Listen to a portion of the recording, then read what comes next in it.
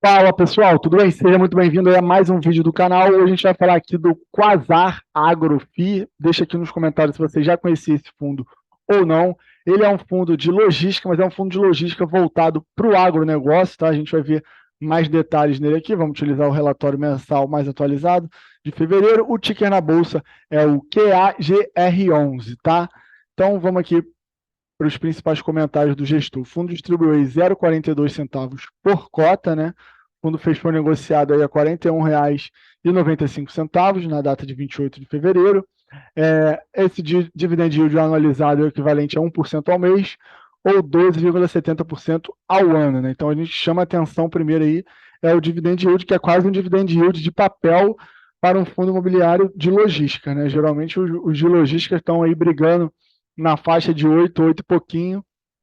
A gente vê um fundo de logística aqui que está pagando 12,70, né? Isso anualizado, né? Anualizado, para quem não sabe, é a gente pegar, né, o que é esse resultado e o valor dessa cota e, né, fazer uma extrapolação para os próximos 12 meses de que isso vai se repetir, tá certo? Então, outra informação importante em relação à rentabilidade é o cap rate médio aí de 10,31%.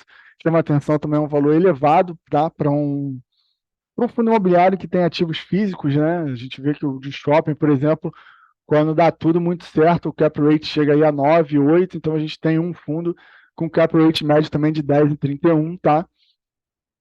Aqui, ó, pequenas informações burocráticas aqui, o administrador é o Pactual, né? O gestor é o Quasar, ele também trabalha com um consultor bastante atuante, né? Um consultor do agronegócio, taxa de gestão aí de 0,75. Como eu falei, né, o ticker na bolsa é o QAGR11, tá? Então aqui a gente chega nesse condensado de informações aqui que é bastante relevante, né? O dividend yield ali, como eu já falei, 12,70. Mas o que chama a atenção nossa aqui é realmente o descasamento aqui entre o valor patrimonial e o valor de mercado, o que não é nenhum privilégio, né, dos vários fundos imobiliários estão nessa situação, mas especificamente aqui o Quasar, ele foi negociado ali com 75,13% do valor patrimonial, né? O que, ao contrário do censo, daria um desconto aí de 24,87% aproximadamente, tá?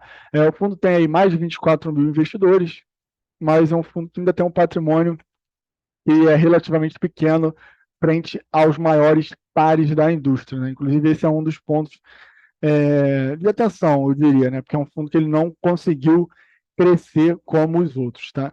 Mas a gente vai ver com mais detalhe aqui o portfólio.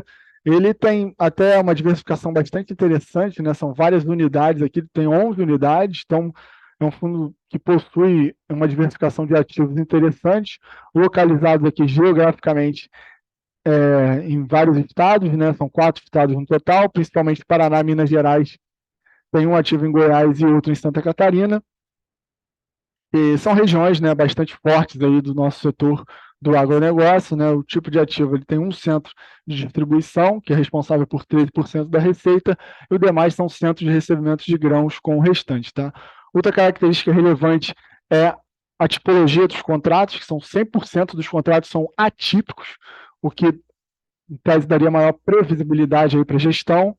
Perfil do locatário, agroindústria 65, revenda de insumos 35, tá?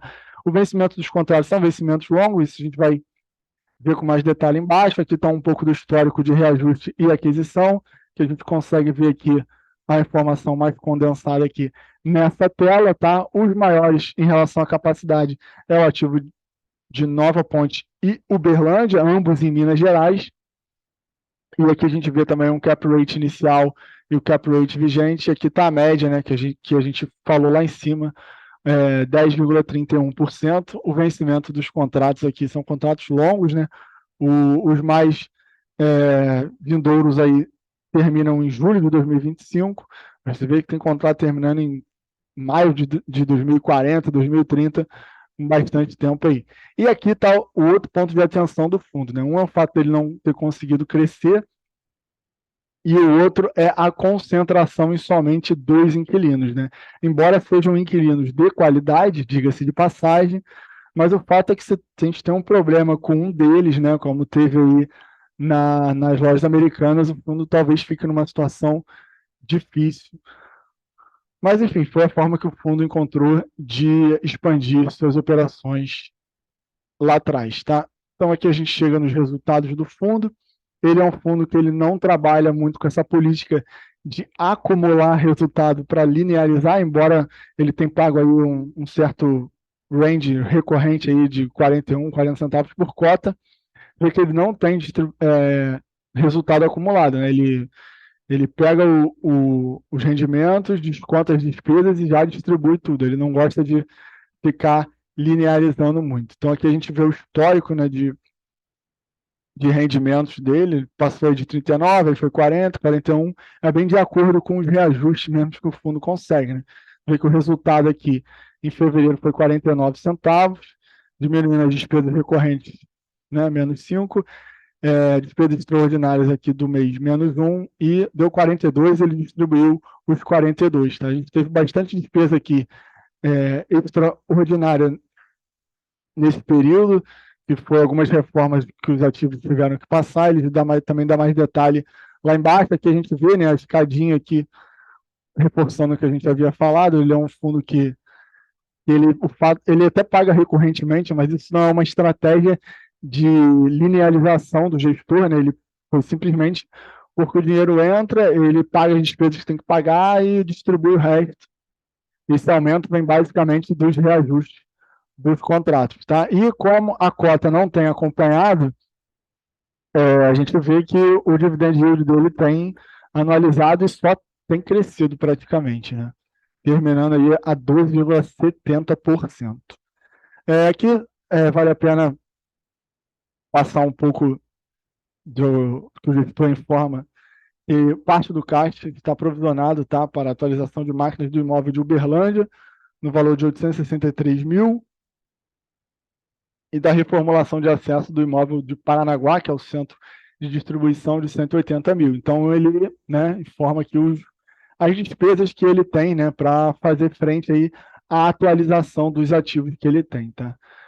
Também informa que tem um caixa de aproximadamente 11 milhões e que 76% do patrimônio líquido está investido nos ativos diretamente, tá? Aqui ele fala um pouco do papel da StoneX, que é a consultoria, dá mais detalhe aqui dos resultados, né? Informa ali que nos meses de maio e novembro de 2022 ele teve despesas extraordinárias que somaram aí, né, 700 mil, depois setembro a dezembro também no Paranaguá, que somaram 385 mil reais, e além da parte de caixa do fundo, o fundo também deixa um pouquinho aqui no Canip 11 e no VRTA 11, tá?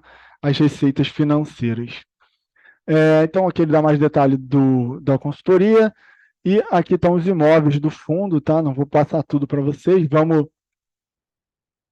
nos dois que serão objetos de despesas, né, extraordinárias para poder atualizar os imóveis. Rapidamente, né, só uma curiosidade, isso aqui é o imóvel de Uberlândia, né, um centro de recebimento de grãos com 130 mil capacidade de armazenagem, está alocado para BRF, contrato atípico, como todos eles, está aqui a foto do ativo, e é esse ativo aqui que vai receber aí essa reforma, a atualização da máquina, na verdade, né?